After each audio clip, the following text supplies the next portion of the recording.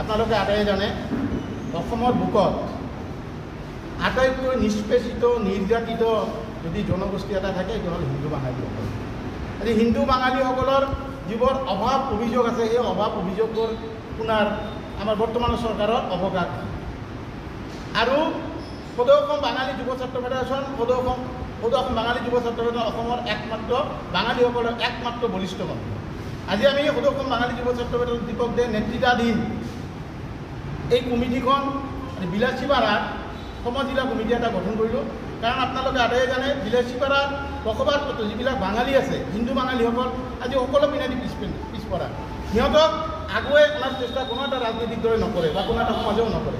এই উদ্দেশ্যে যাতে এই বিলাসীপাৰা অঞ্চলৰ বাঙালীসকলে যাতে সিহঁতৰ অভাৱ অভিযোগসমূহ মানে নিৰ্দিষ্ট ঠাইত যাতে উপস্থাপন কৰিব পাৰে তাৰ বাবে আমি অনন্ত সাহা ডাঙৰীয়াক সভাপতি আৰু নাৰায়ণ চূৰ্ণকাৰক সাধাৰণ সম্পাদক হিচাপে লৈ আমি 21জনীয়া এটা শক্তিশালী বিলাসীপাৰা সমজিলা কমিটি গঠন কৰিলোঁ।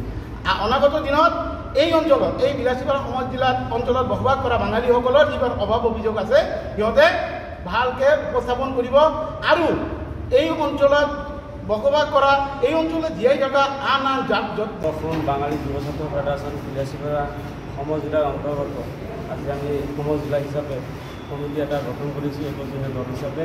তাতে আমাৰ অসম বাঙালী যুৱ ছাত্ৰ ফেডাৰেশ্যনৰ কেন্দ্ৰীয় উপসভাপতি গোপাল ঘোষ মহাশয় ইয়াত উপস্থিত আছে আৰু আমাৰ কোকৰাঝাৰ জিলা সমিতিৰ জেনেৰেল ছেক্ৰেটাৰী ইন্দ্ৰনাথ মহাশয় আমাৰ লগত উপস্থিত আছে। আমি 21জনীয়া দল হিচাপে যিটো আমি সংগঠন এতিয়া গঠন কৰিছোঁ আমি গোটেইখিনি সদস্য মিলি আমি যাতে সমাজৰ হকে কাম কৰিব পাৰোঁ সেইটো মনোভাৱেৰে আমি সংগঠনটো গঠন কৰিলোঁ। গতিকে আমি চবেই মিলি এইটো ভালভাৱে যাতে সুচাৰুৰূপে আমি কাম কৰিব পাৰোঁ এইটোৱে মোৰ আশা। এইবাৰো আগতো মই ছেক্ৰেটাৰী আছিলোঁ জেনেৰেল ছেক্ৰেটাৰী হিচাপে, এইবাৰো আমাক সংগঠনে দায়িত্ব দিছে ছেক্ৰেটাৰী হিচাপে। গতিকে মই ভাবোঁ যাতে দলৰ হিচাপে সংগঠন হিচাপে কাম কৰি যাব দলৰ জাতি হিচাপে কাম কৰি যাব এইটোৱে আৰু।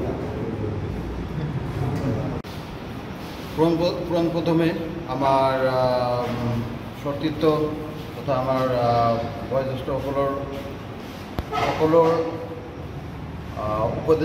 উপদেশ আৰ সহযোগিতাৰ মাধ্যমত আমি বাঙালী যুব সমাজক আগবাড়ি লৈ যোৱাৰ কাৰণে আমি প্ৰচেষ্টাৰত থাকি আৰু মোৰ এটা একান্ত অনুৰোধ থাকিব যাতে ৰাজনৈতিক অভিসন্ধি লৈ কোনো কাম আমি মানে কাম কৰাৰ পৰা বিৰত থাকোঁ আৰু বৰ্তমান চৰকাৰ আৰু চৰকাৰৰ যিবিলাক উন্নয়নমূলক কাম আছে সেইবিলাকৰ আমি আমাৰ বাঙালী সমাজক যাতে অংশীদাৰী কৰিব পাৰোঁ, যাতে আমাৰ বাঙালী সমাজ উন্নয়নমূলক কামবিলাকত আগবাঢ়ি ভাগ লয় তাৰ কাৰণেও আমি প্ৰচেষ্টাৰত থাকিম। এইখিনিয়ে।